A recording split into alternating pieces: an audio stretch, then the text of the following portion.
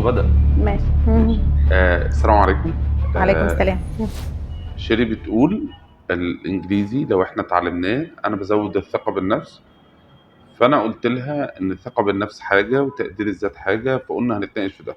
طيب هل لو أنا عليت الثقة بالنفس عندي أنا كده تقدير ذاتي أو حب النفس يبقى كويس، أو إن أنا كده بعلى بمهاراتي، فلما أعلى بمهاراتي أنا أحب نفسي؟ أنت رأيك إيه؟ هشوف نفسي احسن طبعا، هحس هشوف ان انا ليا لازمه. يعني انا بدون الانجليزي ماليش لازمه. لا مش الانجليزي في حد ذاته، انا بكون بدون مهاره انا ماليش لازمه. طبعا اي بني ادم بيعرف يعمل حاجه وشاطر فيها والناس بتشوف ان هو شاطر فيها، ده بيعكس طبعا عليه ثقه عاليه بنفسه، خليه بيعرف اصلا يعيش هي دي يبقى مرتاح اسمها اكتر. اللي انت بتقوليه ده فعلا ده الثقه بالنفس. الثقه بالنفس معناها انا عندي ثقه في مهاره انا بجدها. ما بس عنديش مهاره بقى، ما عنديش مهاره. ما بعرفش اعمل اي حاجه. طيب هقول دلوقتي انا شايف ان صوتي حلو، فانا هطلع على المسرح اغني وانا متاكد ان صوتي حلو، بس مستني دايما الناس تسقف لي. لو انا عندي المهاره والناس ما سقفتليش انا مازال عندي مشكله. كويس. فانا لو اخدت كورس الانجليزي وطورت مهاراتي وبدات اتكلم انجليزي حلو مع الناس والناس ما انبهرتش بيا، هيبقى في مشكله عندي انا ما زالت بتقول لي ايه، يبقى انا اكيد مش كويس. ما هي المهاره مش في ان انت اتعلمته بس، انا اتعلمت الطبخ تمام كويس وما دخلتش المطبخ، تمام ما عملتش بيه حاجه. تمام انا اتعلمت الانجليش ليه؟ عشان اعرف اعمل لنفسي كارير، عشان اعرف اشتغل، حلو. عشان اعرف اسافر. تمام. فالانجليش هو وسيله عشان اقدر احقق بيها حاجه مختلفه في حياتي. انا عليت المستوى بتاعي بقى مستوى هايل، كويس. فبعرف اتكلم دلوقتي كويس جدا. ده هنا انا عليت ثقتي بمهاره عندي. كويس. ما عليتش صورتي في عين نفسي. صورتك في عين نفسك بتتكون ازاي؟ افكاري ناحيه نفسي وناحيه المجتمع وناحيه الاشياء. ولو انا بني ادم ما بيغيرش اي حاجه في المجتمع وما بيعملش اي حاجه مفيده لا لنفسي ولا لغيري، هو في حد انا بقى فين؟ هو في حد ذاته قيمه. بص عارفه لما تبقى هقولها، عارفه الموبايل بتاعك لما يكون وحش قوي ومكسر ومتبهدل وانت شايفه اصلا انه ملوش لازمه، فتمسكيه تقومي رامياه، ما عمرك ما هتفكري تجيبي له جراب جديد، عمرك ما هتفكري تجيبي له سكرينه، عشان هو بالنسبه لك هو بدون قيمه. كويس. لو انت شايفه ان الموبايل ده قيمه في حد ذاته هتركبي له الجراب الجديد وهتهتم بيه وتمسحي الشاشه والسكرين لازم تبقى متغيره وهتبقي دايما حريص عليه.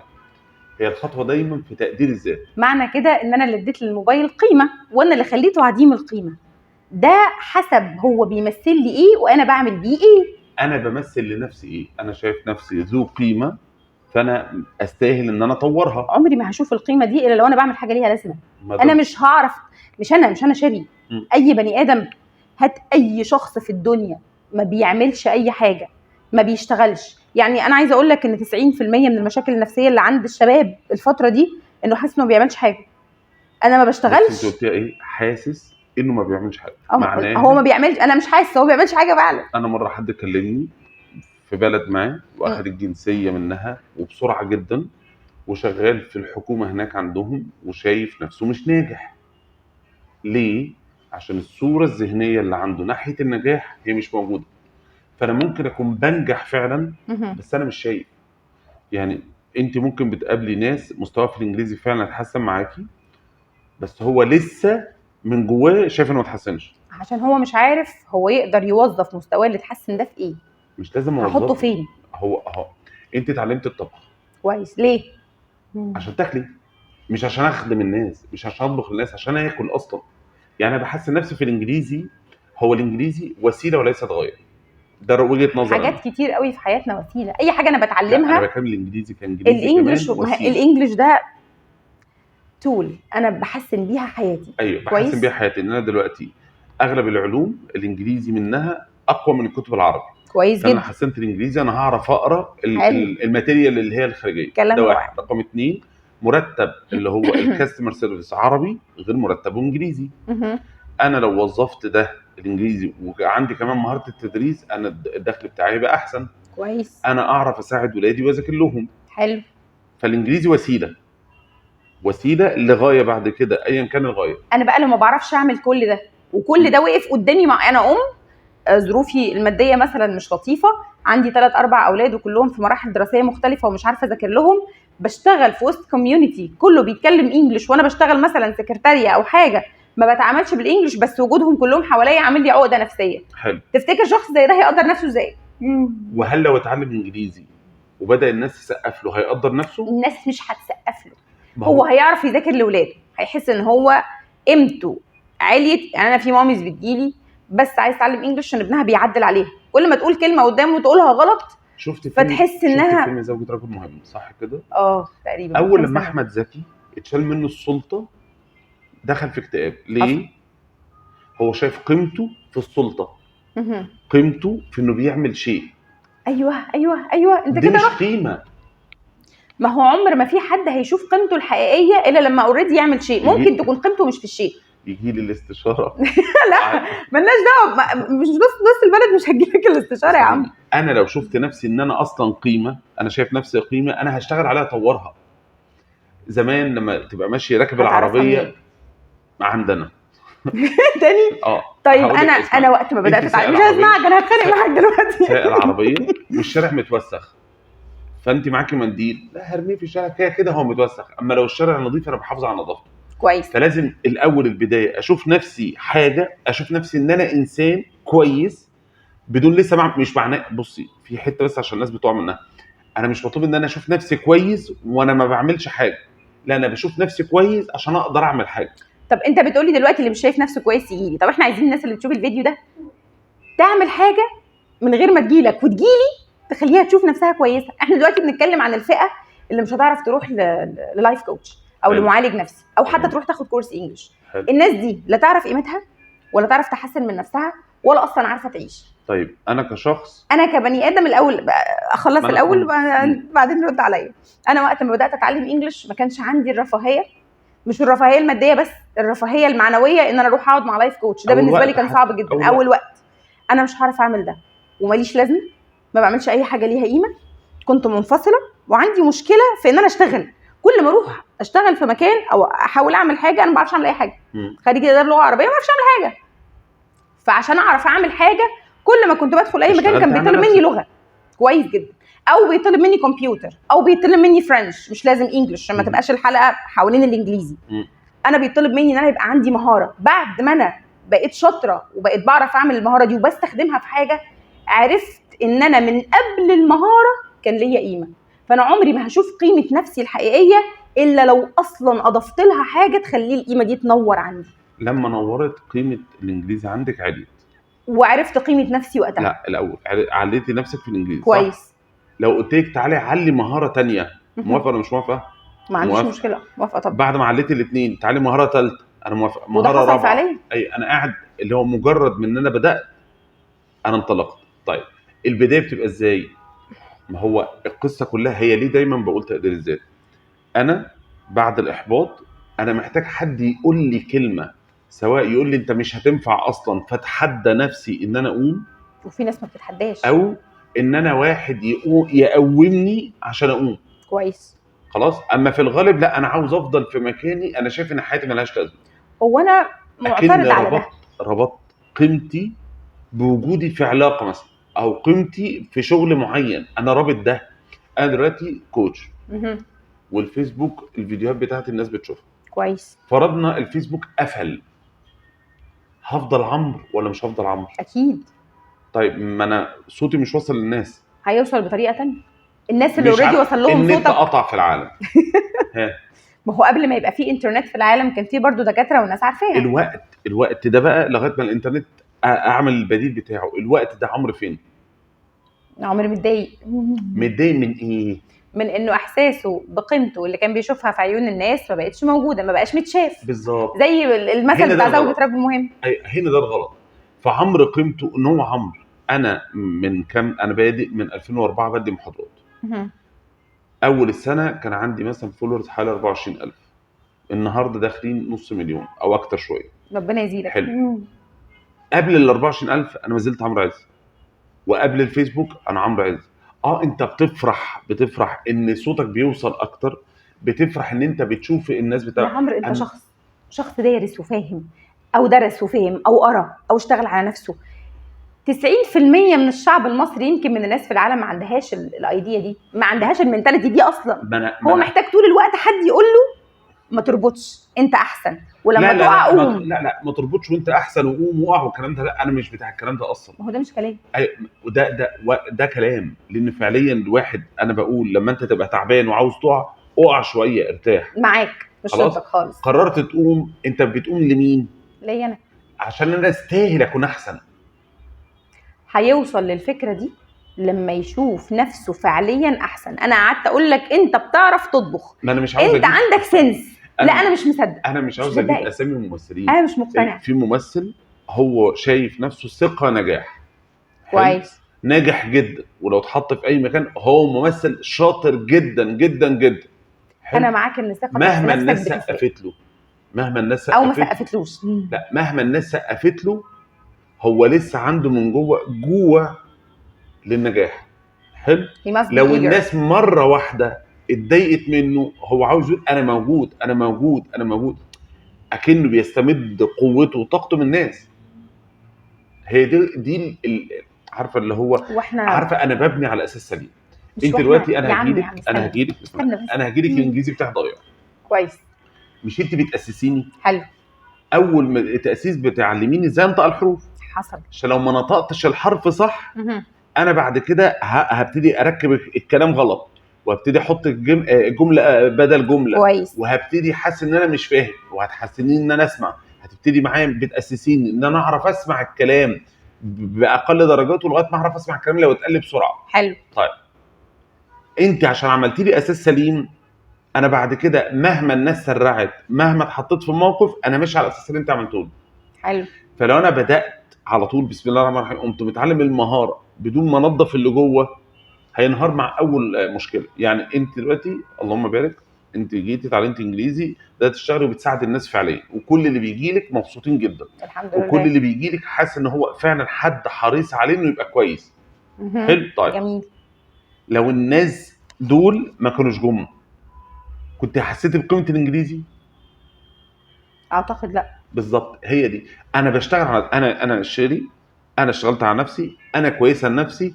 لو ما جاليش التدريس انا هعرف اترجم، لو ما جاليش دي انا بعرف ده، انا كده كده انا اتعلمت المهاره. اتعلمت المهاره لشيري. حتى لو كانت مهاره الانجليزي دي فادتني في حاجه واحده، ان انا بقرا كتب في مجالات تانية، فهشتغل في الماركتنج. كل ده جميل، بس شيري كان عندها القوه النفسيه اللي تخليها تروح لحد الحاجه دي وتتعلمها وتفايت فيها. خصوصا انا بدات اتعلم في مرحله عمريه ناس كتير بتبقى شايفه انها صعب التعلم فيها. لا انا شايف لغايه 60 مفيش سنه بالظبط. انا معايا جدا، معايا فعليا جدا عندها 65 سنه وبتتعلم عشان احفادها. فانا بسبورت الناس دي جدا، مفيش سن للتعليم. طيب احفادها سافروا، هتوقف انجليزي؟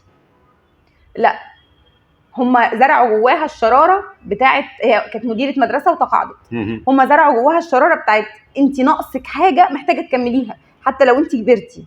فهي حتى لو هم مش موجودين عشان تقدر لو رجعوا، لو كلمتهم في التليفون، لو عملت معاهم فيديو كول. ليهم انا بعمل لنفسي برضو. ما هو لنفسها، عشان هي ما تفقدش احساسها بقيمتها بنفسها قدامهم. ما هي دي الحته. انا قيمتي ثابته. القيمه المتغيره اللي انت بتتكلمي عليها دي قيمه سوق، الماركت فاليو. كليه حقوق من كام سنه كانت هي كليات القمه، صح؟ كويس. دلوقتي لا. طيب طب انا الراجل اللي كان ايام ما كان في كليات القمه، دلوقتي لما يقول انا خريج حقوق وفخور بنفسه، لما دلوقتي ما بقتش كليه قمه اشوف نفسي قليل؟ فانا في قيمتين، قيمه ثابته، قيمه ان انا انسان، اصلا انا انسان، في حالتي كويسه انسان، وفي حالتي الوحشه انسان، وانا ناجح انسان، وانا فاشل انسان. انا قيمتي دي قيمه ثابته، اللي هو زي قيمه الموبايل النوع الفلاني ما بتتشافش مش لازم اتشاف. هي القيمه دي ما يعني انا ما بشوفش. أيوة. نفسي انا مش مطالب ان الناس تشوف ده، انا اللي عاوز اشوف ده. فشايف نفسي ان انا القيمه دي، انا هبتدي اشتغل على الماركت فاليو.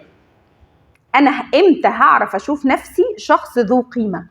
انا لما اشوف ان انا كانسان اصيب واخطئ، وان انا انسان طبيعي لازم اصيب واخطئ، وانسان يتعرض للنجاحات ويتعرض للفشل، وانسان ربنا خلقه في الارض اصلا عشان يعمرها، وانه يشتغل فيها، وانه يغلط ويتوب ويعمل ذنوب ويعمل طاعات. انا كده، انا كده انسان. انا شايف ان انا انسان.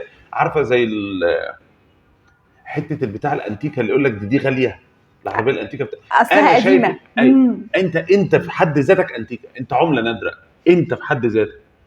جيت انا عندي عربيه انتيكه قديمه، لو نظفتها وغسلتها بقت احسن، لو غيرتها مش فاكر ايه هبيعها بسعر احسن، ده سعر الماركت فاليو. فانا دلوقتي اكيد وانا معايا عربي غير وانا معايا عربي انجليزي، غير وانا معايا عربي انجليزي فرنساوي، غير ما معايا عربي انجليزي فرنساوي. انا هنا بعلى بقيمه السوق. طيب فرضنا انا بعد ما اتعلمت انجليزي السوق مش محتاج اللي انا درسته، لا ما انا هستفيد، دي مهاره عندي استفيد بيها في حاجه تانية. انا مش هشوف قيمتي ومش هشوف نفسي صح الا في حاله ان انا عندي حاجه ليها قيمه. ما تقوليش انت قيمه عشان انت بني ادم. انا في مني كتير، انا كبني ادم الفيرجن ده اللي نزل ست وراجل في منه كتير، الناس كتير. وهل الاثنين التوأم زي بعض؟ لا. طيب يبقى كل واحد قيمه مختلفه. جميل. طيب هو بقى شايفها انا لو ربطت قيمتي بقيمه خارجيه، اول لما الخارج ده يحصل له تاثير انا فقدت ثقتي بنفسي. مش هعرف اصلا اثق في نفسي الا لو شفت القيمه دي، ومش هشوفها الا لو حطيت رجلي في حته تخليني عندي السيلف ديسيبلين، وان انا اكمل التزام في اي حاجه. مش هكمل غير لما اكون شايف نفسي. دي بتيجي بحاجه من اتنين، يا اما بتتربى جواك من وانت طفل مع اب وام عندهم وعي، عرفوا يزرعوا ده فيك من البدايه، نقدر نقول 99% مش موجود حصل. حلو. يا اما بعد ما بتكبر انت بتكتشف ده مع النجاحات اللي انت بتحققها مع شغلك على نفسك في حاجات كتير. برضو انت اكتشفتها بالنجاحات يبقى قيمه خارجيه، هي قصه في كده. طول ما اكتشفتها بنجاح يبقى قيمه خارجيه، انت في حد ذاتك قيمه. انت بتتعدل مع ده، بتنضج، بتكبر وبتفهم نفسك احسن. حته ذهب مرميه في الارض كويس، او حاططها في خزنه ماشي، او عملت فيها ايا كان، لا خليها مرميه في الارض. مرميه في الارض مش هي قيمه؟ كويس. لو شفتها دي مرميه في الارض هتقولي كخ عليها. انا ممكن اصلا ما اعرفش انها ذهب من كتر الطين اللي موجود فوقيها، وممكن افضل بدوس عليها رايح جاي لحد ما حد ياخدها ويلمعها وينظفها عشان هو عارف انها ذهب. يبقى اللي حته الذهب دي لعيل عنده 2 سنين وبدلها له بشوكولاته، هياخد الشوكولاته ويرمي الذهب، يبقى هو مش عارف قيمتها. طب هل هي فقدت قيمتها؟ يبقى انا محتاجه ازرع نفسي في المكان اللي قيمتي هتبقى باينه فيه. حته الذهب فقدت قيمتها عشان عايز بدلها بشوكولاته؟ لا، بس قيمتها مش واضحه لانها مش في المكان الصح. هو دوري بقى هنا اللي قيمتها مش واضحه يبقى اعمل لها ماركت فاليو، اعمل لها قيمه. يبقى انا لما ما هو انت خد بالك من صياغه الكلام اللي انت بتقوله يا عم. ما انا هعمل ماركت فاليو لما اشوف انها فاليو.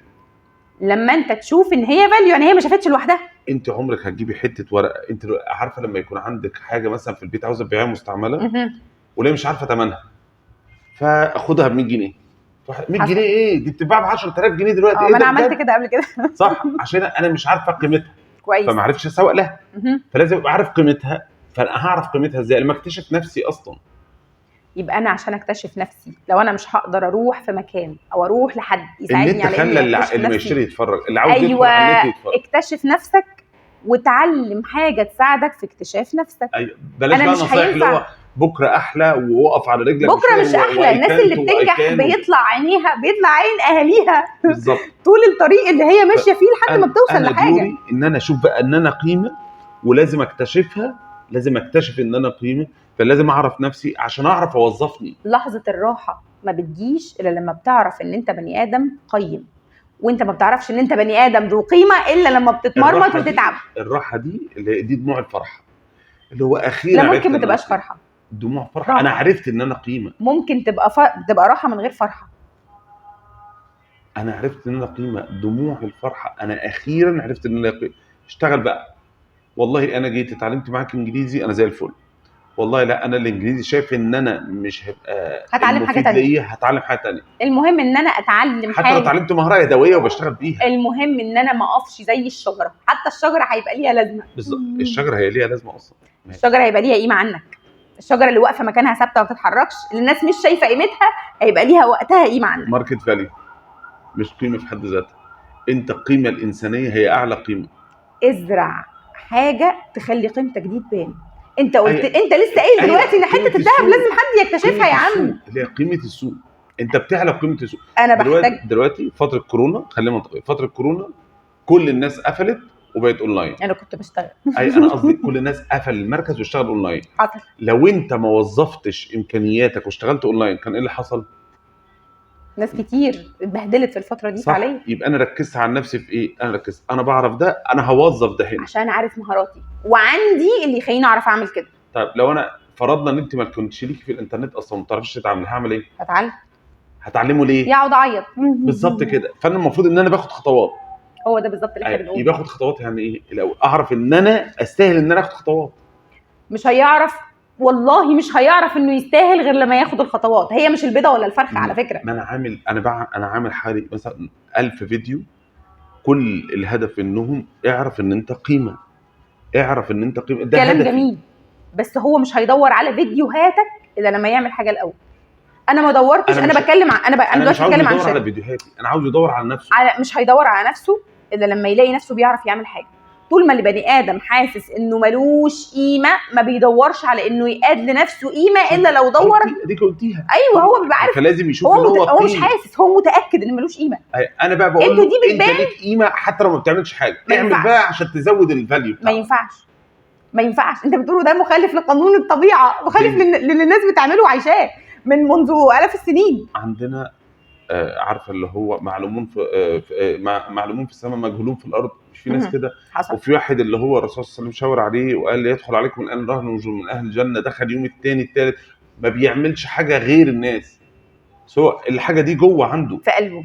مين شافها؟ مين كام في المية من الناس وصل لها ده؟ الرسول لما جه شاور لهم قال لهم ايه رايكم في ده؟ فقالوا ده زي الفل وده وحش جدا. انا بقول معنى الحديث، فقال لهم الوحش اللي انتوا شايفينه وحش ده عند ربنا ب1000 واحد من التاني. في ما بينه وما بين ربنا علاقه مخليه حاسس بده. لا هو نفسه ما يعرفش. ما الراجل لما عبد الله بن عمر بن الخطاب راح له البيت هو ما يعرفش ايه السبب. انت ما فهمتش قصدي. انا ما بقولكش هو عارف انه شخص كويس، بس هو في ما بينه وما بين ربنا اللي مطمن